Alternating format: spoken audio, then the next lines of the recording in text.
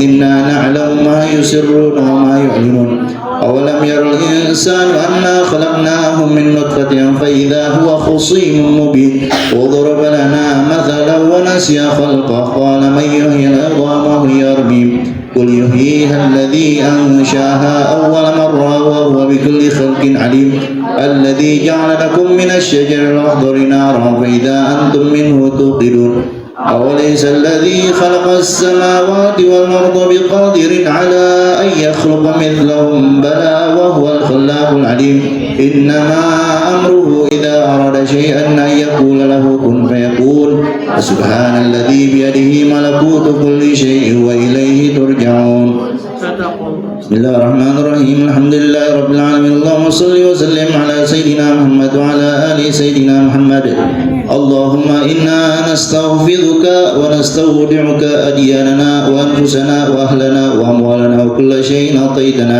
اللهم اجعلنا وإياهم في كنافك وأمانك وعياذك من كل شيطان مريد وجبار عنيد وذي عين وذي بغي من شر كل ذي شر إنك على كل شيء قدير اللهم جملنا بالعافية والسلام وحققنا بالتقوى والاستقامة وأعذنا من موجبات الندامة في الحال والمآل إنك سميع الدعاء اللهم اغفر لنا ولوالدينا وأولادنا ومشايخنا في الدين وأصحابنا ولمن أحبنا فيك ولمن أحسن إلينا والمؤمنين والمؤمنات والمسلمين والمسلمات يا رب العالمين وصل اللهم على عبدك ورسولك سيدنا مولانا محمد وعلى آله وصحبه وسلم وارزقنا كمال المتبعة له ظاهرا وباطنا في عافية وسلامة برحمتك يا أرحم الراحمين صلى الله على سيدنا محمد وعلى آله وصحبه وسلم والحمد لله رب العالمين. فاتحة الله يفتح علينا فتح العارفين ويفقهنا في الدين ويعلمنا التأويل ويهدينا إلى سواء سبيل على هذه النية وعلى نية صالحة وإلى حضرة النبي محمد صلى الله عليه وآله وصحبه وسلم بسر الفاتحة. الحمد لله رب العالمين الرحمن الرحيم مالك يوم الدين إياك نعبد وإياك نستعين اهدنا الصراط المستقيم صراط الذين أنعمت عليهم غير المغضوب عليهم ولا الضالين آمين. الحمد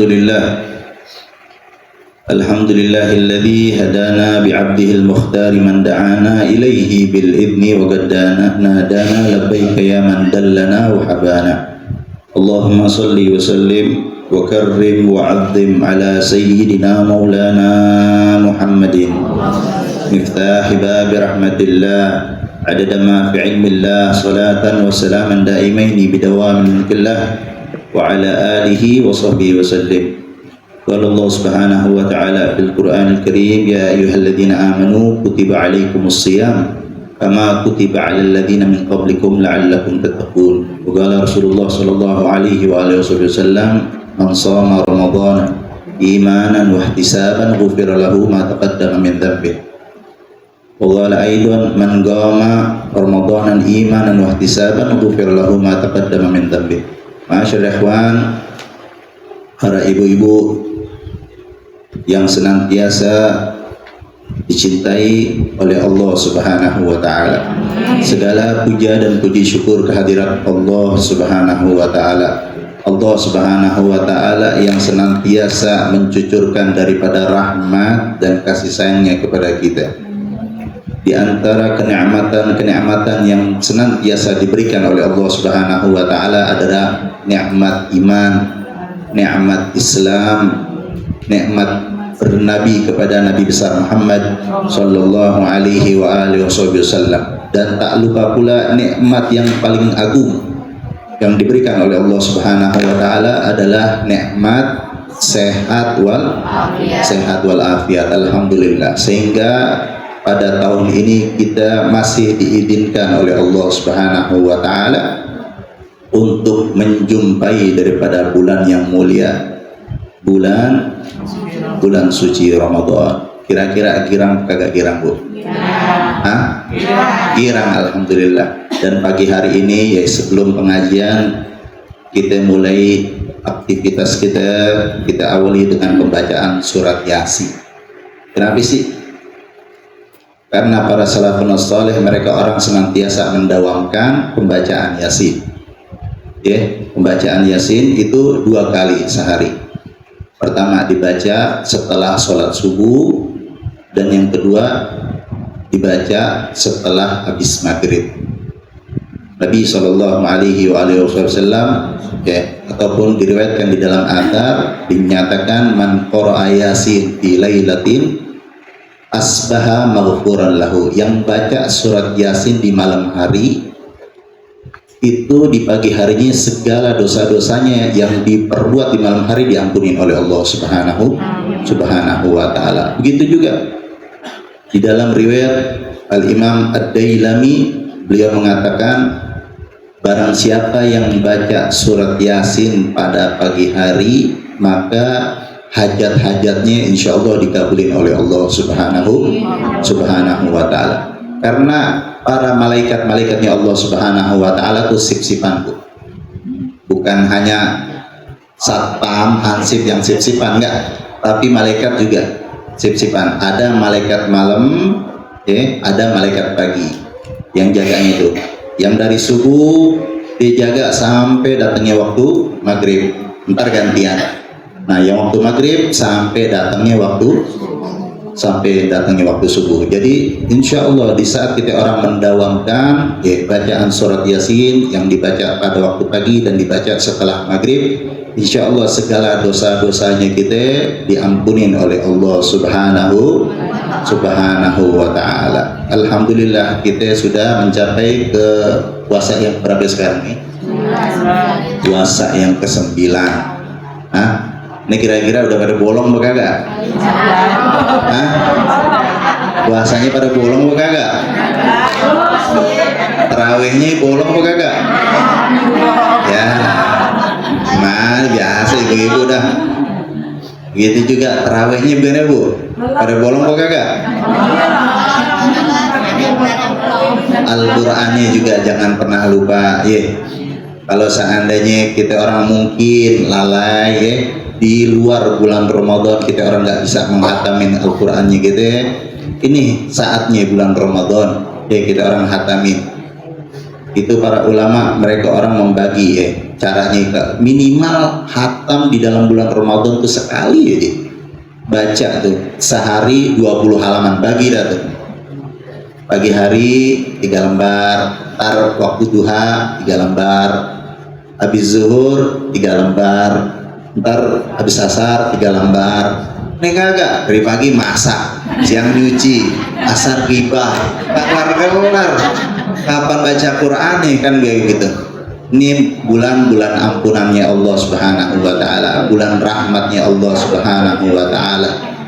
Pernah Nabi Shallallahu Alaihi Wasallam itu dinyatakan tatkala Nabi Shallallahu Alaihi Wasallam itu pengen naik ke mimbar naik ke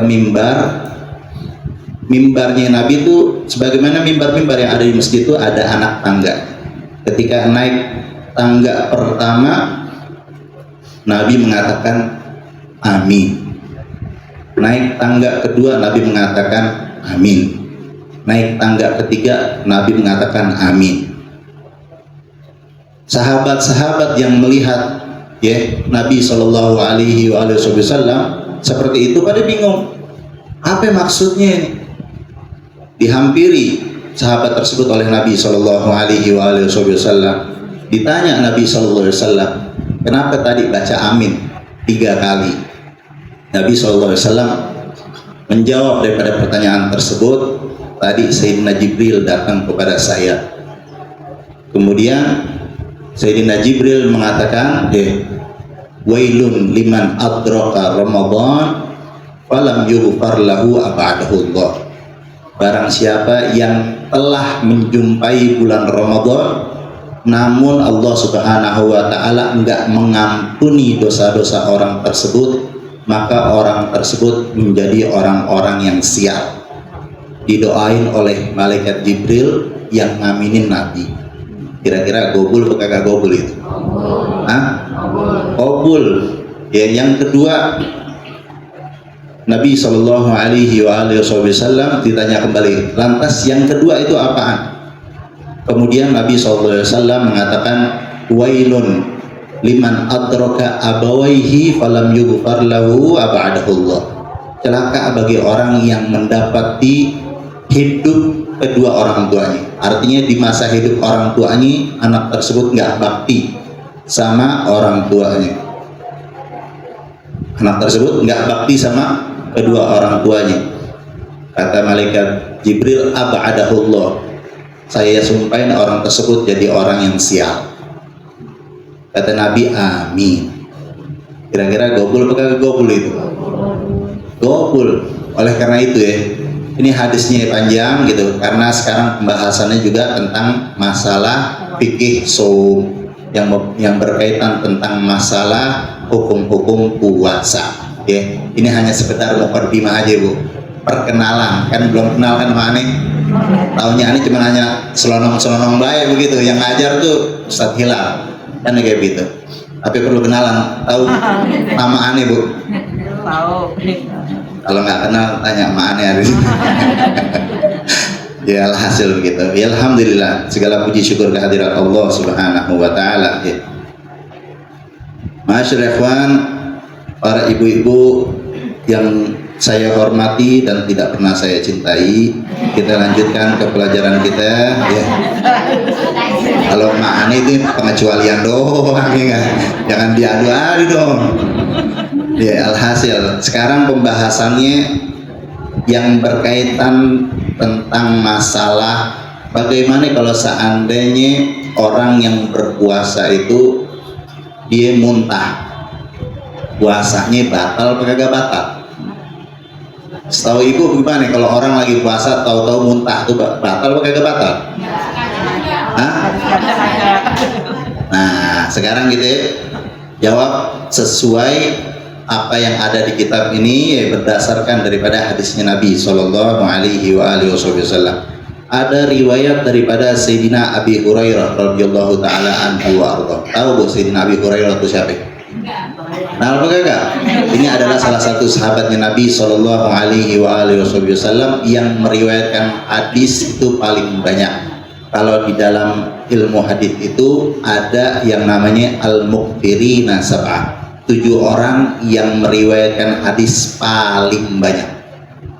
Sayyidina Abi Hurairah ini mungkin dapetin kehidupannya Nabi itu di akhir-akhir Bu, di akhir-akhir, tapi lantaran karena kesungguhannya cintanya sama Nabi Shallallahu Alaihi Wasallam, beliau masuk dalam golongan orang-orang yang meriwayatkan hadisnya paling banyak. Bukan berarti orang-orang yang setia Nabi dari awal-awal itu mereka orang nggak istimewa, tetap istimewa. Sayyidina Abu Bakar Siddiq radhiyallahu taala anhu wa ardha, Sayyidina Umar bin Khattab, Sayyidina Utsman, Sayyidina Ali bin Abi Thalib ya. Mereka adalah orang-orang yang setia, yang cinta sama Allah, cinta sama Rasulullah sallallahu alaihi wasallam. Tapi setiap orang punya keistimewaan masing-masing. Ya. Inilah Sayyidina Abi Hurairah radhiyallahu taala anhu wa ardha. Abi Hurairah itu nama julukannya. Kalau nama aslinya adalah Abdurrahman bin Sakhr. Diriwayatkan oleh Sayyidina Abi Hurairah radhiyallahu taala anhu wa ardha, dan hadis ini marfu', artinya hadis tersebut bersandar, berasal daripada lisannya Nabi sallallahu alaihi wasallam. Beliau mengatakan, man dara'ahul qai wa huwa shaimun walaysa alaihi qada wa in istaqa'a falyaqdi. Barang siapa yang muntah bukan lantaran karena sengaja sementara orang tersebut dalam keadaan puasa, falaysa alaihi qada, artinya orang tersebut puasanya sah dan kagak perlu diqadha. Akan tetapi wa inistaqa'a falyaqdi, tapi kalau seandainya muntahnya itu dibuat-buat, ada gak muntah dibuat-buat? Ada, muntah dibuat-buat, dicolok-colok pakai apa itu? Pakai jari itu dicolok-colok itu sampai muntah. Benar gak? Ada yang kayak begitu. Khususnya anak-anak nih zaman sekarang nih, bukan zaman sekarang sih, anak juga dulu begitu juga. Begitu ya, alhasil ya, gimana caranya dia itu bisa batal, bisa makan gitu. buat alasan sama orang tuanya gitu. Alhasil kalau seandainya muntahnya itu lantaran karena sebab bukan karena udzur syar'i dibuat-buat, maka orang tersebut puasanya batal dan anak tersebut wajib untuk mengqadha puasanya. Kira-kira jelas apa nggak jelas, Bu? Itu adalah hukum yang pertama. Dan diriwayatkan juga di dalam hadis sama yang diriwayatkan oleh Al-Imam Ibnu Majah dengan hadis yang sama, man dara'ahu al-qai' fala qada 'alaihi wa man istaqa'a fa 'alaihi al-qada. Hadis yang pertama dengan hadis yang kedua penjelasannya sama. Artinya kalau seandainya memang muntahnya orang tersebut bukan lantaran karena sengaja, maka orang tersebut nggak wajib untuk mengqadha puasanya dia. Tapi kalau seandainya muntahnya itu dibuat-buat, maka orang tersebut wajib untuk mengqadha puasanya. Kemudian dijelaskan juga di sini, wa ma'adzalika fa 'alaihi al-imsak wujuban ka kullu man aftara 'amidan aw nasiyan niyah. Kayak tadi itu, kalau seandainya orang tersebut sengaja dibuat-buat, mau dia anak kecil kek, mau dia anak gede kek, muntahnya dibuat-buat. Nah, sekarang puasanya batal. Kalau puasanya batal, apakah dia boleh makan? Kagak boleh makan. Kagak boleh makan. Fa alaihil imsak wujuban, wajib dia tahan. Wajib dia tahan sampai datangnya beduk maghrib. Kagak boleh dia. Seperti apa? Seperti orang itu yang lupa niat. Nah, ibu-ibu nih, kalau seandainya lupa niat, itu juga wajib dia menahan. Gak boleh makan, kagak boleh minum sampai datang beduk maghrib. Kagak boleh makan sampai datang beduk maghrib. Itu diingat-ingat, Bu.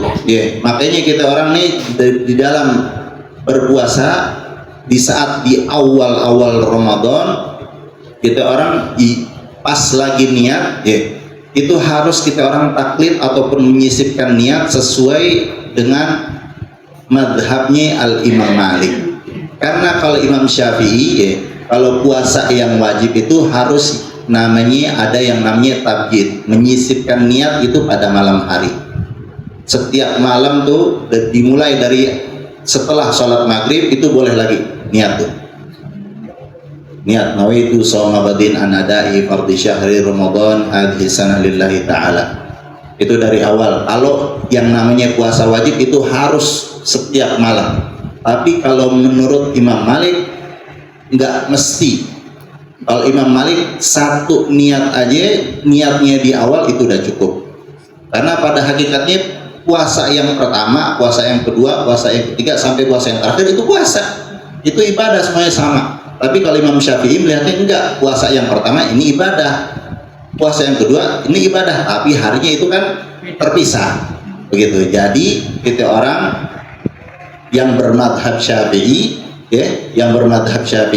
itu harus taklid dengan madhabnya Imam Malik. Supaya apa? Kalau seandainya lupa niat, kan ada istilahnya mungkin kecapean dari siang udah ngurus anak, sore udah nyiapin takjil, kemudian isyanya juga udah sholat raweh dan lain sebagainya, ketiduran, bangun udah azan, anaknya juga ikut kesiangan, kan kayak begitu. Nah, ini kayak gimana? Ya sudah ditambal dengan niat menurut Imam Malik, begitu. Jadi kira-kira jelas nggak jelas, Bu? Jelas. Jadi jelas kalau seandainya menurut mazhab Syafi'i, dia harus setiap malam niatnya. Itu kalau puasanya puasa wajib. Tapi kalau seandainya puasa sunnah bagaimana, Bu? Kira-kira wajib atau nggak wajib niat? Wajib niat dari malam hari apa kagak? Nggak wajib. Kapan batasnya niat?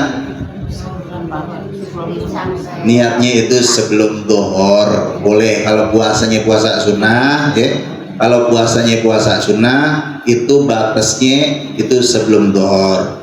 Kalau seandainya misalkan ada orang yang pengen puasa Senin Kamis, kan kayak begitu, dari malam udah kagak sahur lagi, habis sholat subuh jam 8 baru keingetan, oh iya ini kan hari Senin, dari tadi pagi itu belum makan apa-apa Anda tuh, nggak minum air, wala nyicipin gorengan, nggak, sama sekali nggak nyentuh apa-apaan. Udah dari situ dia niat untuk melaksanakan puasa Senin Kamis. Itu kalau seandainya puasa sunnah. Tapi kalau puasa wajib itu harus dari malam hari. Kira-kira jelas Bu? Jelas. Alhamdulillah. Yang kedua, hukum yang berkaitan dengan as-saumu ma'al janabah. Apa itu? Berpuasa sementara dalam keadaan janabah ataupun dalam keadaan junub, belum mandi junub. Kira-kira puasanya sah apa kagak sah? Hah? Kira-kira sah apa kagak sah? Kita baca nih, ya. Ada yang bilang sah, ada yang bilang kagak sah, ada yang diam-diam ragu-ragu takut sah apa kagak sah ya? Ya, alhasil ya, ini ada riwayat daripada Sayyidah Aisyah radhiyallahu taala anha wa ardhaha ya. Ada Sayyidah Aisyah Bu. Sayyidah Aisyah, tahu Sayyidah Aisyah? Sayyidah Aisyah adalah istrinya Nabi sallallahu alaihi wa alihi wasallam. Ya. Beliau adalah putri daripada Sayyidina Abu Bakar Siddiq radhiyallahu taala anhu wa ardhahu. Beliau mengatakan kana Nabi sallallahu alaihi wa alihi wasallam yudrikuhul fajr fi Ramadan wa huwa junubun min ghairi hulmin fayaghtasil wa yasum. Pernah Nabi sallallahu alaihi wa alihi wasallam pada suatu hari itu tidur kemudian terbangun setelah terbitnya waktu fajar, dan itu di bulan Ramadan sementara beliau dalam keadaan junub.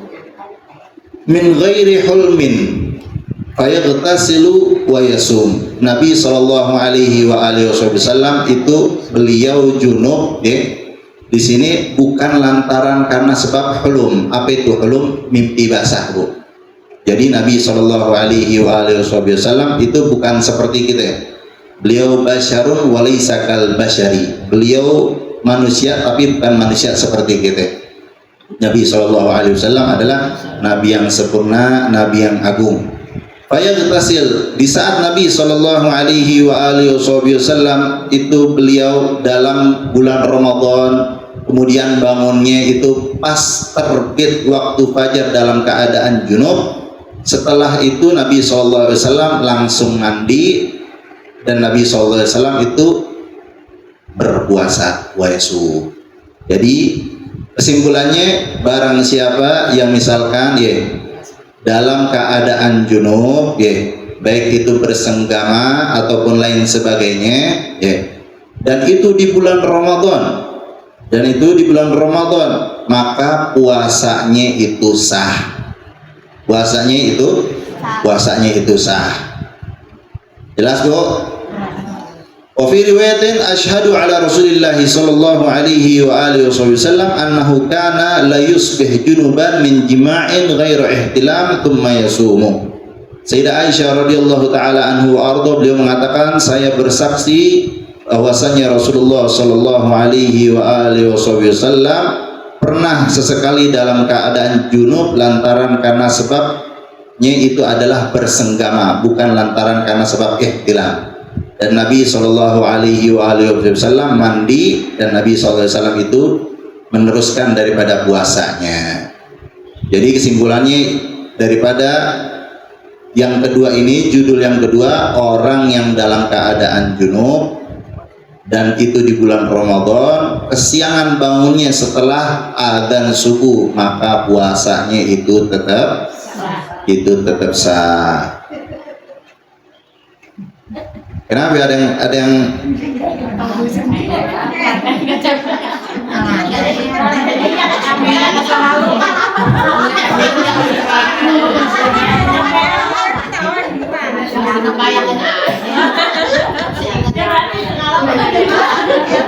iya, alhasilnya Ya, ini ilmu, ya.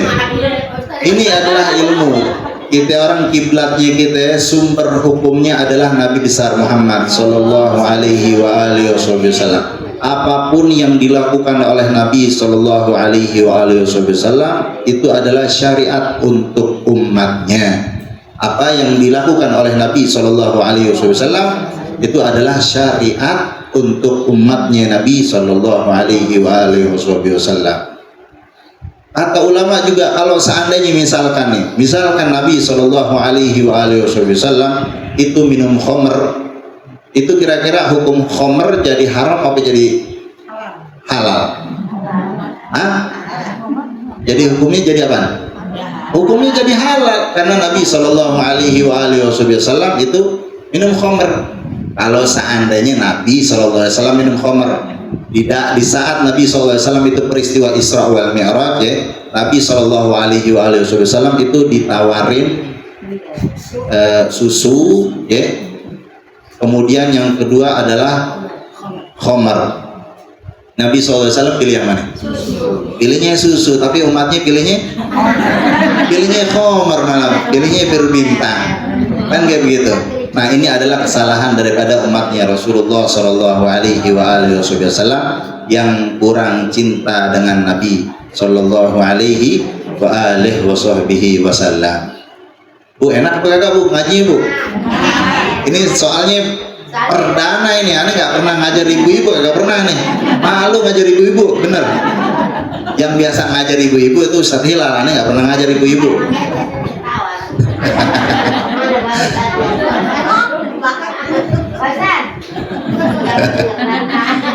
Iya, alhasil gitu.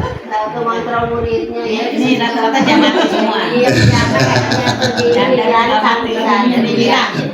Iya, rata-rata aduh, dia umurnya di atas 40. Ya. Lansia kagak ada yang umur 18. Ada atau nih teman saudara nggak bisa dilirik. Iya. Bu, tahu gak Bu? Bu. Bu, tahu gak Bu? Ntar di surga tuh gak nenek-nenek tuh kagak ada.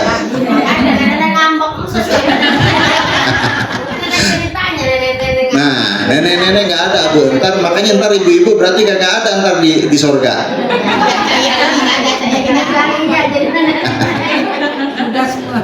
Ya, hasil ini hanya sekedar selingan bercanda ya, biar kagak ngantuk. Ya. Kita lanjutin lagi pelajarannya kita. Ini yang berkaitan tentang sekarang al-madmadah wal istinsyaq lis-shaim. Ada di dalam masalah bab wudu, ya, ada yang namanya madmadah. Madmadah itu bahasa Arabnya artinya adalah umur-umur. Kalau istinsyaq itu artinya masukin air ke dalam hidung. Kalau keluarin air dari hidung itu namanya al-istinthar. Jadi ada 3 tuh. Ada madmadah, ada istinsyaq, ada al-istinthar. Nah, ini berkaitan dengan masalah puasanya kita. Karena kan di saat kita lagi puasa, ya otomatis nanti kita sholat. Kan kayak begitu. Otomatis kan yang namanya madmadah wal istinsyaq wal istinthar itu adalah sunnah-sunnah di dalam wudhunya kita. Nah, bagaimana kalau seandainya orang dalam keadaan berpuasa dia madmadah tuh, kumur-kumur di saat dia dalam keadaan wudhu? Kira-kira puasanya batal apa kagak batal? Masukin air ke dalam hidung itu puasanya batal apa kagak batal? Apa ntar kita orang wudhunya yang wajib-wajibnya aja? Yang wajib-wajib aja. Nah, sekarang kalau saya tanya, rukun wudhu ada berapa Bu? Rukun wudhu ada 6. Pintar-pintar ibu-ibu menteng dalam nih, masya Allah. Apa namanya, rukun wudhu itu ada 6, kan kayak gitu. Nah, itu sesuatu yang di luar sunnah. Nah, adapun madmadah wal istinsyaq wal istinthar itu adalah sunnah-sunnah daripada sunnah wudhu. Nah, sekarang bagaimana hukumnya? Ada suatu hadis yang diriwayatkan oleh Sayyidina Amr bin Absah radhiyallahu taala anhu qala ra'aitu Rasulullah sallallahu alaihi wa alihi wasallam madmada wastansyaqa fi Ramadan. Nabi sallallahu alaihi wasallam itu pernah dilihat oleh salah satu sahabat yang mana Nabi sallallahu alaihi wasallam itu melakukan kumur-kumur, kemudian masukin air ke dalam hidung itu pada saat bulan Ramadan. Wa hadza dalilu ala jawaziha wa hadza dalilu ala jawazihima lis-shaim lakinnahu qala lil qaiti min as-sabrah. Ini adalah suatu dalil kebolehan. Jadi kalau seandainya orang lagi dalam keadaan puasa, itu boleh dia kumur-kumur di saat di dalam lagi wudhu, itu boleh berkumur-kumur, masukin air ke dalam hidung itu boleh, tapi jangan berlebihan.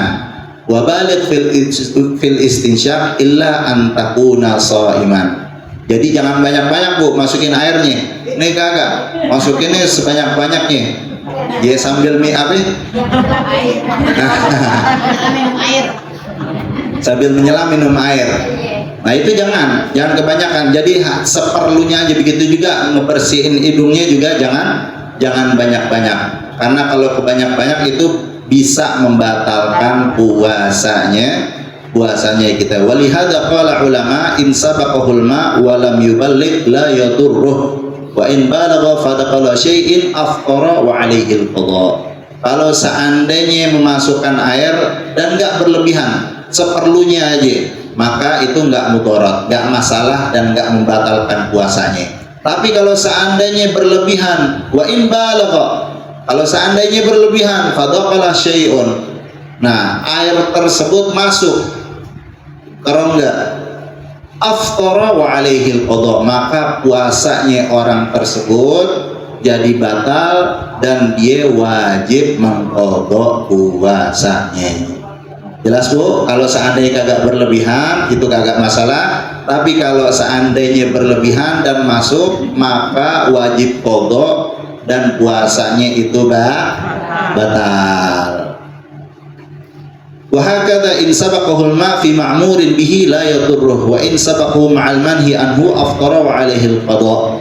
Faman sabaqahu al-ma' 'inda ar-rabi' al-manhi anha fa in 'alaihi al-qadha wa in sabaqahu fil ma'mur bihi katsalitsa lam yuftir. Jadi kesimpulannya daripada hukum yang ketiga ataupun pelajaran yang ketiga adalah di saat orang tersebut melakukan madmadah wal istinsyaq, ya, kalau seandainya enggak berlebihan maka enggak batal, tapi kalau seandainya berlebihan bisa masuk air tersebut ke dalam maka batal puasanya dan orang tersebut wajib untuk mengqadha puasanya. Masih semangat nggak Bu? Masih semangat nggak? Apa ada yang mau nanya? Fadhal, silakan yang mau tanya. Seandainya tuh misalnya dianya lalu waktu saya masih kerja, karena habis subuh tidur kemudian bangun, kan kalau di kantor takut bau, jadi kita sikat gigi buat itu, ya, tapi nggak masuk ini. Itu sikat gigi dengan kumur-kumur sama atau beda, dan itu catatannya tidak termasuk dalam kerongkongan, ya. Nah, artinya tidak termasuk, tapi itu sebetulnya membatalkan atau tidak? Ya, jadi sekarang ringkasnya bagaimana kalau seandainya orang sikat gigi pada waktu pagi hari ataupun pada waktu siang hari setelah bangun dari tidurnya, khususnya orang-orang yang pekerjaan malu Bu, kalau seandainya ketemu bos mulutnya bau sorga ya hasil kayak gitu. Itu gimana? Puasanya batal nggak batal? Selama dia meyakini nggak ada yang masuk ke dalam, maka nggak membatalkan puasanya. Tapi lebih baik itu kalau bagi orang yang berpuasa itu mau sikat gigi itu sebelum pada saat imsak terakhir, pada saat imsak ataupun sebelum azan subuh, jangan pagi-pagi ataupun siang hari. kayak gitu. Bukan nggak boleh, boleh, tapi kata apa ya, di dalam apa namanya, Ada rasa. ada rasanya. Iya, alhasil artinya Nabi SAW itu mengatakan la qalubu famisaib atyab indallah min rihil misik. Bau mulutnya orang yang puasa itu lebih dicintai, lebih disukai oleh Allah Subhanahu wa taala daripada bau wangi minyak wangi misik, Bu. Kira-kira masya Allah apa nggak masya Allah tuh? Bau mulutnya antum sama tukang minyak wangi yang dicondet tuh lebih berharga bau mulutnya kita. Padahal sih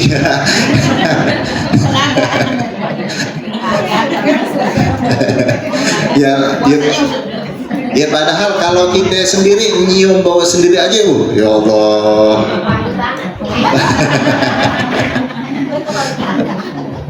Ya, alhasil kayak gitu. Jadi kalau seandainya pengen sikat gigi itu akhir-akhir sebelum subuh dan pas waktu imsak, di awal waktu imsak itu sudah sikat gigi, jangan siang hari. Ya, Bu, kira-kira jelas, Bu? Ada lagi yang pengen ditanyain atau kita lanjut ke daras yang setelahnya? Hah? Lanjut ya. Sekarang pembahasan alkohol wal hijamah lis-shaim, bercelak, Bu. Bercelak dan hijamah, bekam. Kira-kira batalin puasa apa kagak batalin puasa nih? Di sini ada riwayat daripada Sayyidina Anas radhiyallahu taala anhu arda, jaa rajulun ila Nabi sallallahu alaihi wasallam istakat aini afa aktahilu wa ana shaim. Ada seseorang itu ngeluh matanya sakit, Bu. Matanya sakit, ngeluh sama Nabi sallallahu alaihi wasallam. Kemudian sahabat tersebut nanya sama Nabi, afa aktahil wa ana shaim, apakah saya itu boleh bercelak ya Rasulullah sementara saya dalam keadaan berpuasa? Nabi SAW mengatakan na'am, iya boleh. Jadi kalau seandainya kita orang yang ingin bercelak di bulan Ramadan, ya meskipun pada waktu pagi hari, siang hari, itu hukumnya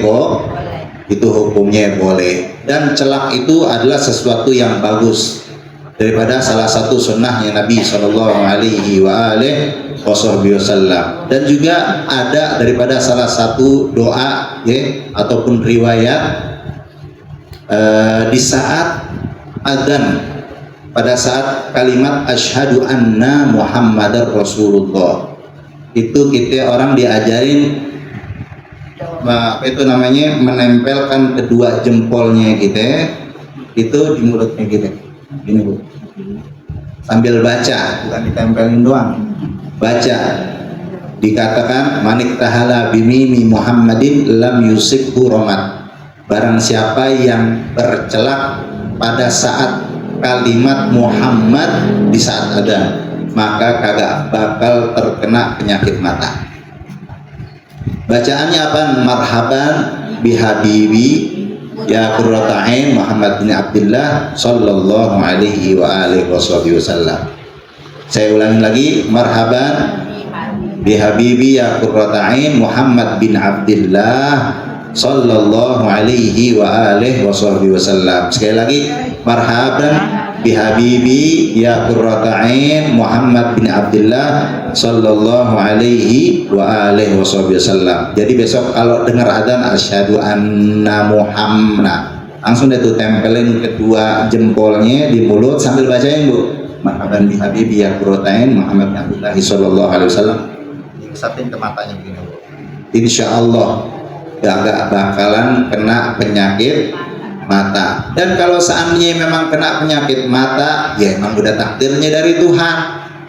Ya, itu adalah ketentuan dari Allah Subhanahu wa taala. Allah yang berikan kita kesehatan, Allah pula yang berikan kita penyakit. Dan yang kedua adalah al-hijamah. Boleh gak kira-kira pada saat berpuasa kita orang bekam? Ada riwayat daripada Sayyidina Ibnu Abbas radhiyallahu taala anhu wa arda, anna Nabi sallallahu alaihi wa alihi wasallam ihtajama wa huwa muhrimun wa ihtajama wa huwa shaimun. Nabi sallallahu alaihi wa alihi wasallam itu pernah berbekam, melakukan bekam pada saat ihram, dan Nabi sallallahu alaihi wa alihi wasallam pernah juga berbekam pada saat Nabi sallallahu alaihi wa alihi wasallam dalam keadaan berpuasa. Dan hukum yang selanjutnya adalah ar-rukhsah fil iftar lil musafir wal marid wal murdi wal hamil. Nah, ini keringanan bagi orang-orang yang bepergian jauh, begitu juga orang yang dalam keadaan sakit, kemudian ibu-ibu yang hamil, dan yang terakhir adalah hukum ibu yang menyusui. Dia boleh ada keringanan, dispensasi, dikorting oleh Allah Subhanahu wa taala, boleh kagak puasa. Kapan? Bagi orang yang musafir, musafirnya kemana? Musafirnya musafir yang jauh, Bu. Ya. Yang nyampe marhalatain, bukan musafirnya dari Cawang ke Tepet kemudian mampir ke warteg, kagak ya. Jadi yang benar-benar sampai marhalatain, safar ba'id, itu yang diperbolehkan ya. Itu ada keringanan, dispensasi dari syariat, diperbolehkan dia untuk buka puasa ya, dan gak dosa. Dan yang kedua adalah al-marid, sakit, benar-benar sakit, dia udah benar-benar payah banget dah. Sekiranya kalau seandainya dipaksain puasa, maka bakal jadi sakit. Kalau seandainya sekedar sakit cantengan buka puasa, boleh apa kagak, Bu? Kagak boleh cantengan buka puasa, kagak ada hubungannya, kan kayak gitu. Tapi kalau seandainya sakitnya itu sakit parah banget, nah maka diperbolehkan. Dan yang kedua, yang terakhir adalah al-murdi' wal hamil, ibu menyusui dan orang yang hamil. Nah, ini ada hukum tafsilnya, Bu, ada perinciannya. Kalau seandainya ibu yang hamil dan ibu menyusui, itu batalnya gimana? Diperbolehkannya. Kalau seandainya memang ibu yang menyusui dan ibu yang hamil, dia itu takut anaknya, itu yang pertama. Yang kedua, takut sama dirinya dan takut sama anaknya. Ini hukumnya berbeda, ya. Dijelaskan di sini, al-iftar li khawfi ala ghairihi ka fitril hamil li khawfiha ala janiniha wal murdi li khawfiha ala radhi'iha. Jadi ada yang wajib qadha dan wajib fidyah. Siapa ini? Bagi ibu-ibu yang hamil dan ibu yang menyusui. Kalau seandainya keduanya itu takut atas janinnya. Kalau seandainya dia paksain puasa, ntar janinnya lemah. Dia nggak takut sama dirinya dia. Mungkin dirinya dia memang sehat, kuat, tapi takut janinnya. Nah, kalau seandainya kayak begini, kemudian ntar dia makan, artinya dibatalin puasanya, maka dia wajib dua. Apa? Yang pertama adalah qadha puasanya, dan yang kedua adalah dia wajib bayar fidyah. Tapi kalau seandainya yang takut dua-duanya, yang pertama takut sama dirinya memang udah payah banget dah, mau dipaksain ya udah, ntar dia bakal pingsan, ntar juga dampaknya ke anaknya, artinya dua-duanya dia takut kepada kedua-duanya. Maka di sini hukumnya adalah hanya wajib qadha saja dan nggak wajib bayar fidyah. Kira-kira jelas, Bu? Nah, ini adalah sekelumit daripada hukum-hukum yang berkaitan dengan fikih puasa. Karena udah datang isyraq, kita singkat. Mungkin ada pertanyaan yang ingin ditanyakan, silahkan. Ya. Ya, saya dulu dah tidak mau Ya, saya udah tadi. Saya sudah memahami semua. Alhamdulillah. Ada yang ingin tanyain? Yang mana enggak? Kita termohon.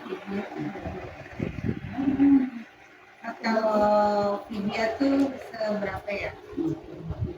Fidyah itu satu harinya itu mud. Satu harinya itu adalah mud. Mud itu sekitar 750 gram ataupun sekilo kurang seperempat. Itu kutul namanya mud ya. Liter kali. Ya kalau itu kalau seandainya ihtiyatnya jaga-jaganya, tapi kalau hitungannya ulama ya mud itu adalah 750 gram segitu. Jadi kalau dia nggak bayar pada bulan habis itu, ketemu tahun depan dia double.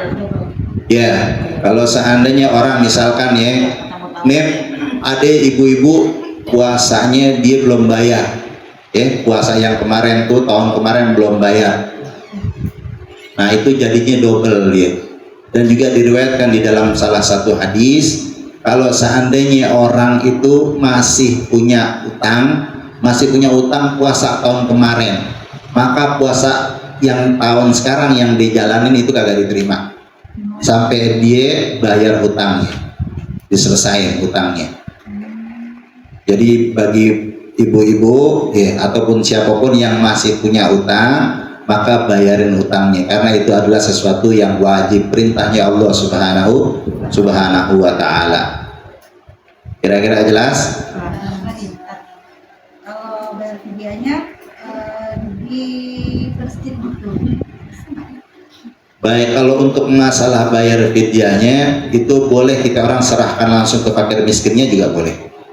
Itu untuk masalah fidyah itu boleh kita orang menyerahkannya kepada fakir miskin, ataupun kalau seandainya memang kita orang kesusahan untuk cari fakir miskin ataupun kita orang kurang ngerti, ya sudah kita datangin kepada orang-orang masjid dan mereka orang nanti ngerti untuk menyerahkannya kepada orang-orang yang sekiranya berhak untuk menerima fidyah tersebut. Terus kan dulu-dulu kita pernah punya utang puasa, kita belum bayar nih. Terus hukumnya gimana? Sama cara bayarnya gimana? Yang dulu ya, Yang dulu kan kadang ada yang belum dibayar. Oke. Ya alhasil sekarang kalau seandainya puasa yang dulu-dulu, antum kira-kira berapa banyaknya puasa yang sudah saya tinggalkan, misalkan kayak gitu ya, dengan angka yang sekiranya antum yakin aja. Sebagaimana sholat kan kita orang kan ada orang-orang yang sekiranya mungkin di zaman-zaman terdahulunya 4 tahun yang lalu, 6 tahun yang lampau tuh belum dapat taufik, belum menjemput taufik dan hidayahnya Allah subhanahu wa ta'ala. Yang namanya sholat itu wajib selama dia orang itu berakal. Di saat dia nggak melakukan, nah itu menjadi hutang sampai dia itu menuntaskannya. Begitu juga dengan puasa. Antum kira-kira yakinin berapa?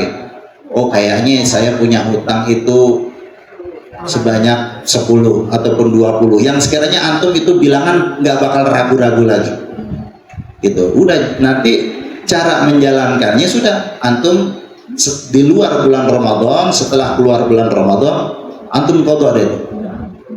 Mau dalam sebulan itu antum kerjain 4 hari ya, setiap bulannya 4 ya, seyakinnya antum aja. Kayaknya semua utang-utang Ramadan saya di bulan-bulan di tahun-tahun yang lalu itu sudah saya bayarin semua, begitu.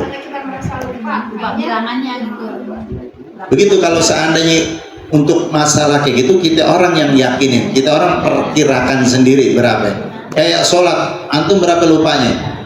Ya kan antum yang tahu sendiri, kira-kira saya kayaknya nih yakinnya saya nggak melebihi 50 kali sholat yang saya tinggalkan. Udah berarti antum ngerjain 50. Yang kira-kiranya antum aja berapa? 20, 30, 40 kerjain.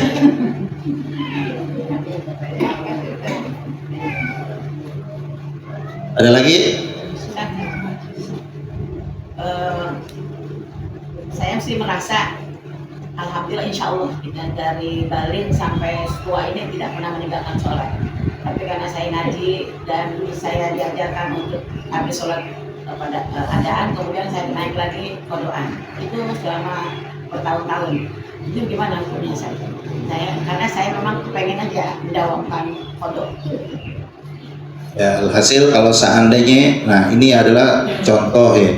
Nah, bagi para ibu-ibu mungkin juga ada selama hidupnya ada sholat-sholat yang tertinggal ya. Itu untuk cara menggantinya, khususnya orang-orang yang mungkin banyak banget ya utang-utang sholat di masa-masa lalu itu yang ditinggalkan sholatnya. Jadi setelah sholat fardu qadha, setelah sholat fardu qadha lagi, udah satu gitu Kak. Kalau seandainya kita orang ngerjain apa namanya secara langsung kan kayak gitu, ini setelah habis sholat zuhur kita sholat zuhur lagi 5 kali kan berat kayak begitu, 5 kali 5 25 udah empor kan kayak begitu ya. Hasil kayak gitu, jangan istilahnya kalau seandainya memang punya utang maka kerjain kayak gitu, kayak Ustaz Ratna tuh tadi, setelah sholat fardu kerjain lagi sholat fardu satu aja qadha, niatin. Nah itu adalah sesuatu hal yang baik gitu. Kalau selama dia meyakini bahwasannya dia masih punya utang gitu loh, maka kerjain. Tapi kalau seandainya memang udah kagak punya utang, udah cukup, nggak perlu lagi dikerjain. Nah sekarang beralih kepada hal-hal yang sunnahnya aja kita jaga daripada rawatibnya, qobliyahnya, ba'diyahnya, yang muakkad, yang ghairu muakkad, yang sholat duhanya, yang sholat witirnya dan lain sebagainya. Sudah? Cukup? Cukup ya? Ya alhamdulillah. Ya alhamdulillah ya. Kita tutup pengajiannya kita dengan kita memanjatkan doa kepada Allah Subhanahu wa taala dengan suratul Fatihah. Semoga apa yang kita baca dan kita pelajari sama-sama di majelis ini ya, bisa bermanfaat untuk diri kita dan bisa kita ajarkan lagi kepada orang-orang di sekeliling kita, khususnya anak-anak kita ya. Dan kita doakan juga kepada para anak-anak kita, semoga Allah Subhanahu wa taala jadikan mereka menjadi anak yang soleh dan soleha ya, bisa banggain Nabi besar Muhammad sallallahu alaihi wa alihi wasallam. Sebelum saya tutup ya, saya mohon maaf banyak-banyak kalau seandainya dalam cara penyampaian ya mungkin masih banyak bercandanya dan lain sebagainya, karena ya inilah saya begitu. Bukan kayak Ustadz Hilal, mungkin Ustadz Hilal bisa serius dan lain sebagainya. Aneh nggak bisa tuh. Kalau suruh serius nggak bisa aneh. Yeah. Jadi saya mohon maaf banyak-banyak ya. Ala hadhihi niyyah wa ala kunniyatin salihah wa ila hadratin Nabi Muhammadin sallallahu alaihi wasallam bisiril Fatihah.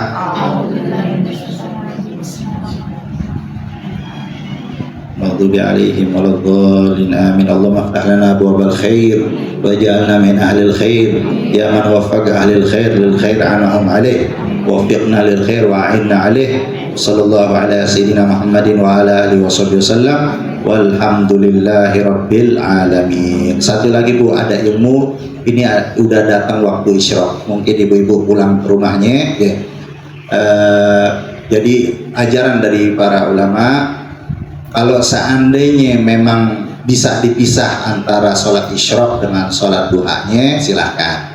Tapi kalau seandainya mungkin bagi para pekerja ataupun sibuk ntar di atas jam 6 udah sibuk dah sama anaknya, sibuk sama penggorengan dan lain sebagainya, udah sekarang sholat duhanya boleh gabungin Bu. Bagi orang-orang yang mampu punya semangat kuat beribadah kepada Allah Subhanahu wa taala, pisah sholat isyraq, sholat duha, sholat istikharah, sholat taubah, sholat hajat 5 Bu. Waktu isyraq kerjain 10 rakaat. Kalau yang gak mampu kerjain 2 rakaat, niatnya 5. Kerjain 2 rakaat, niatnya 5 sholat. Niatnya gimana? Usolli sunatul isyraq, ma'a sunatul duha, ma'a sunatul istikharah, ma'a sunatul taubah, ma'a sunatul hajat, rakaatain lillahi ta'ala, Allahu akbar. Dapat pahalanya masing-masing bagi yang mampu gitu. Kalau seandainya memang mampu dipisah-pisah, itu adalah sesuatu yang baik. Kalau seandainya kagak mampu, ya udah kerjain 2 rakaat, minimal 2 rakaat, niatnya 5 sholat. Wallahu a'lam bishawab. Hadanallahu wa iyyakum ajma'in. Assalamualaikum warahmatullahi wabarakatuh. Waalaikumsalam warahmatullahi wabarakatuh. Asyhadu an la ilaha illallah astaghfiruka wa atubu ilaik.